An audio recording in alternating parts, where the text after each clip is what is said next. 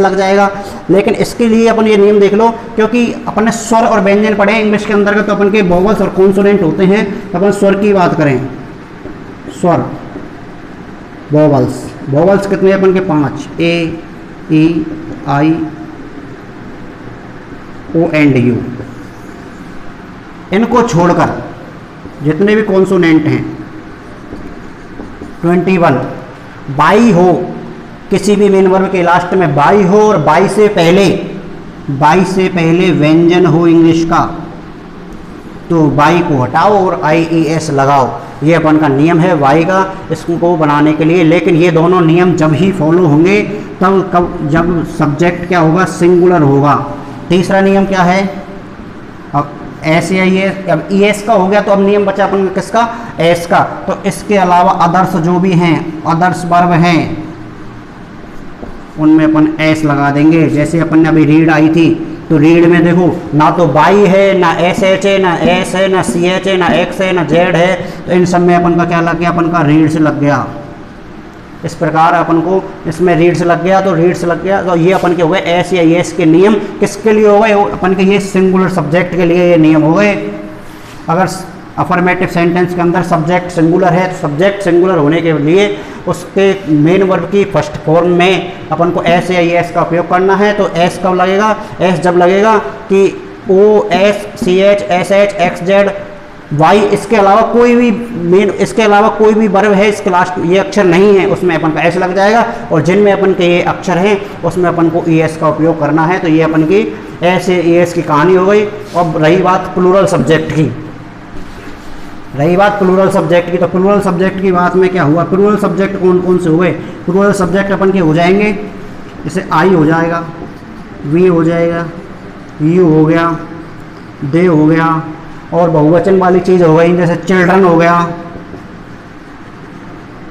Student हो गया, students हो गया। ये सब अपन के क्या हो गए, बहुवचन हो गए। इनके साथ सिर्फ मेन वर्ब की अपन को फर्स्ट फॉर्म ही यूज करनी है, ना कोई एस लगाना है, ना कोई ई एस लगाना है, ना कोई आई ई एस लगाना है। तो ये अपन का इतना सा काम है। इसके बाद सेंटेंस बनाओ, गड़ागे से सेंटेंस अपन के बनते जाएंगे। अपन 2-4 सेंटेंस अब अपन इसके सीखते हैं, ठीक है। अब सेंटेंस सीखते हैं अपन इसके। फॉर्मूला अपन को यही रखना है, रूल्स अपन के ये हो गए। अब चलो बाकी का निर्माण करते हैं अपन।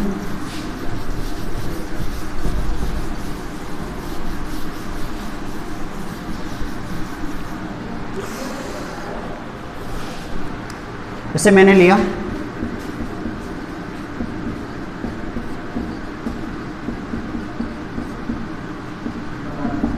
वे खाना पकाते हैं, तो वे खाना पकाते हैं। तो अपन इसकी पहचान करें। अभी अपन ने पहचान बताई थी कि पहचान क्या होगी, पहचान बताई थी कि ता है, ती है, ते हैं, तो अपन का वही अपन की पहचान करें। सबसे पहला काम है तो अपन को यही करना है कि पहचान करनी है कि कौन सा टेंस है, कौन सा टेंस नहीं है। तो तुरंत दिमाग में आ जाएगा ता है, ती है, ते हैं। अभी अपन इंडेफिनिट के अंदर आइडेंटिफिकेशन पढ़ा था, तो आइडेंटिफिकेशन ती है पढ़ा था, तो अपन का टेंस हो गया प्रेजेंट इंडेफिनिट। अब उसके बाद में दूसरा काम क्या है, दूसरा काम अपना ये है कि ये पहचानना है कि वाक्य कौन सा है, अफर्मेटिव है, नेगेटिव है, इंट्रोगेटिव है, इंट्रोगेटिव नेगेटिव है। अब देख लीजिए आप, इसमें नहीं आ रहा, नहीं है, तो इसलिए क्या हो गया अपन का, ये नेगेटिव नहीं हुआ। अगर इंट्रोगेटिव होता तो इंट्रोगेटिव की तो सीधी सी पहचान है। वैसे भी लास्ट में अपन को इंट्रोगेटिव मार्क मिलेगा, इंट्रोगेटिव मार्क नहीं है, आगे क्या मिलेगा, इंट्रोगेटिव नेगेटिव भी नहीं है। तो अपन को वाक्य अपन का कौन सा बनेगा, प्रेजेंट इंडेफिनिट का अपन को अफर्मेटिव बनाना है। तो अफर्मेटिव बनाने के लिए अपन के पास अफर्मेटिव का सूत्र दिमाग में फिट होना चाहिए। तो सूत्र दिमाग में अपन के में क्या हो गया कि सब्जेक्ट प्लस मेन वर्ब की फर्स्ट फॉर्म प्लस एस या एस। सब्जेक्ट की बात करें तो बे का मतलब हो गया दे, बे का मतलब हो गया दे।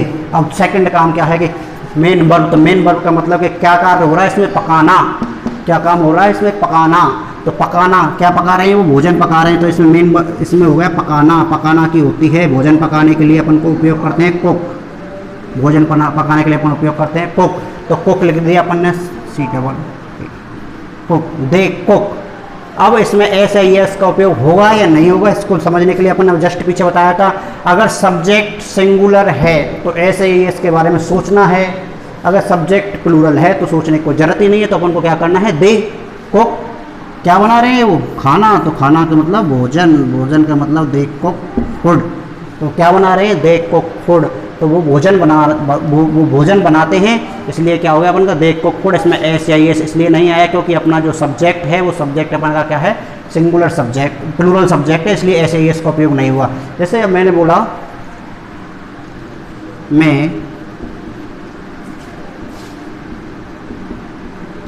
पतंग उड़ाता हूँ, पतंगों का मौसम चल रहा है इसलिए मैं पतंग उड़ाता हूँ। तो पतंग उड़ाता हूँ तो सब्जेक्ट क्या हो गया अपन का आई हो गया। अब सब्जेक्ट अपन का आई हो गया तो अब आई के बाद में अपन को क्या करना है, मेन वर्ब क्या हो, मेन वर्ब की फर्स्ट फॉर्म उड़ाने के लिए क्या आ गया अपन का फ्लाई, तो अपन की मेन वर्ब आ गई फ्लाई। ऐसा ही ऐसा लगाना नहीं है, कोई मतलब ही नहीं है ही नहीं क्योंकि सब्जेक्ट अपन का हो गया। तो आई फ्लाई क्या उड़ाता है, पतंग, आई फ्लाई काइट, आई फ्लाई काइट। ठीक है, तो अपन को क्या हुआ, ये सीख गए अपन कि किस प्रकार सब्जेक्ट के साथ में वर्ब में ऐसे एस लगाना है नहीं लगाना। अब एक ऐसे एस की बात और कर लेते हैं अपन। जैसे विद्यार्थी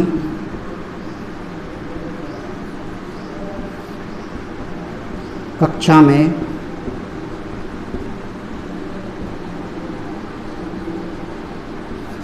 अध्ययन करता है, विद्यार्थी कक्षा में अध्ययन करता है।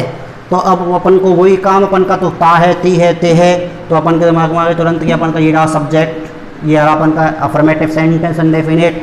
तो विद्यार्थी की हुई अपनी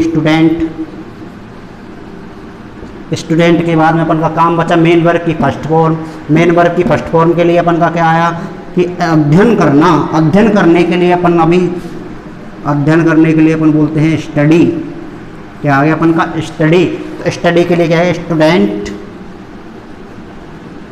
अब बात वही आ गई स्टडी वाली, अभी बताया था कि स्टडी आ जाए, बाई आ जाए, बाई से पहले कॉन्सोनेंट आ जाए, व्यंजन आ जाए, तो उसको हटाओ, बाई को हटाओ और उसमें बाई को हटा के उसमें क्या लगा दो, IES, स्टडीज। तो student studies in the class, कहाँ करता है वो अध्ययन, कक्षा में, तो इन द क्लास।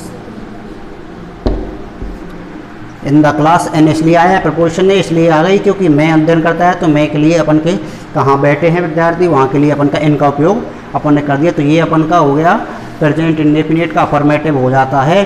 अब इसके अलावा अपन का देखो मैंने बहुवचन के एग्जाम्पल दे दिया आपको प्लूरल सब्जेक्ट के, ये सिंगुलर सब्जेक्ट का उदाहरण एग्जाम्पल हो गया, ये ES का हो गया, और अपन एक S का और ले लेते हैं।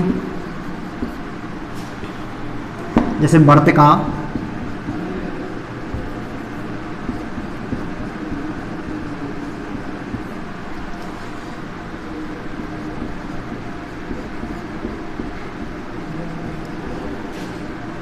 अपना गृह कार्य करती है, वर्तिका अपना गृह कार्य करती है। तो अब इसमें सब्जेक्ट सबसे पहले तो अपन वचन टेंस कौन सा, ता है, ती है, ते, अफर्मेटिव सेंटेंस हो गया, प्रेजेंट इंडेफिनिट अफर्मेटिव सेंटेंस हो गया। तो अपन का फॉर्मूला के लिए सब्जेक्ट कौन कार्य कर रहा है, इसमें वर्तिका कार्य कर रही है। इस लड़की का नाम है वर्तिका कार्य कर रही है। वर्तिका उसके बाद में मेन वर्ब क्या कर रही है, वो होमवर्क कर रही है। तो अब इसमें ये पहचानना है को कंफ्यूज नहीं होना है कि सर करने अपन को गृह कार्य करने के बाद तो करने की वर्ब हो गई अपन की डू यानी करना, अपन की वर्ब हो गई डू, तो डू लगाना है, वर्तिका डू। तो डू सब्जेक्ट एक वचन है, ऐसे ही एस का उपयोग होना है मेन वर्ब में। तो अपन के अभी बताया था S, SH, CH, O, X, Z ये सभी आएंगे, तो अपन को क्या करना है, ऐसे ES लगाना है। तो O है लास्ट में, तो अपन ने क्या लगा दिया, ES लगा दिया। तो वर्तिका डज क्या कर रही है, वो अपना गृह कार्य क्या कर रही है, वो क्या निकल के आया आंसर, गृह कार्य कर रही है अपना। तो ऑब्जेक्ट हो गया ये अपना गृह कार्य। तो अपना गृह कार्य, तो सर गृह कार्य की हमने लगा ली होमवर्क, गृह कार्य की लगा ली हमने होमवर्क। अब बात आ गई सर अपना की क्या लगाएं, तो अपना की मीनिंग हो गई, अपना किसके लिए आया है, अपना शब्द प्रोनाउन है, सर्वनाम शब्द है। सर्वनाम शब्द किसके लिए आते हैं, हमेशा संज्ञा के लिए। तो प्रोनाउन शब्द है, तो प्रोनाउन किसके लिए आएगा, अपने नाउन के लिए आएगा। तो नाउन क्या है अपन का, वर्तिका। तो वर्तिका का अगर मैं प्रोनाउन यूज करूं तो वर्तिका का प्रोनाउन क्या होगा अपन का, वर्तिका फीमेल है, तो वर्तिका के लिए अपन का प्रोनाउन शब्द होगा शी होगा। लेकिन यहाँ पे शी का उपयोग नहीं होगा, क्योंकि सी का उपयोग इसलिए नहीं होगा कि सी तो अपन का ऑब्जेक्टिव केस हो जाता है, सी का उपयोग नहीं, अपन को यहाँ पे लाना है अपना। तो शी की जो फॉर्म होती है शी हर अपन को लानी है पजेसिव फॉर्म, थर्ड फॉर्म। तो Vartika does her homework, Vartika does her homework. अब इस वाक्य में कंफ्यूज मत होना कि सर डू डज तो हेल्पिंग वर्ब होती है, डू डज तो हेल्पिंग वर्ब होती है, यहाँ मेन वर्ब का प्रयोग कर दिया, ऐसे यस लगा दिया आपने, डू नहीं, ये क्या होगा, यहाँ तो इसमें मेन वर्ब ही नहीं है कुछ, तो ये मेन वर्ब का ही उपयोग कर रही है, यहाँ पे हेल्पिंग वर्ब का कार्य नहीं कर रही है। हेल्पिंग वर्ब के लिए जहाँ पे उपयोग होंगे वहाँ पे मैं आपको हेल्पिंग वर्ब के रूप में इसको बताऊंगा। तो वर्तिका डज हर होमवर्क, तो ये अपन की हो गई प्रेजेंट इंडेफिनिट का अफर्मेटिव वाक्य अपन का कंप्लीट हो जाता है। अपन को अफर्मेटिव के बाद में अब नेगेटिव स्टार्ट करना है, तो अपन का अफर्मेटिव अपन का कंप्लीट हो चुका है। अपन अगले बात करते हैं नेगेटिव की।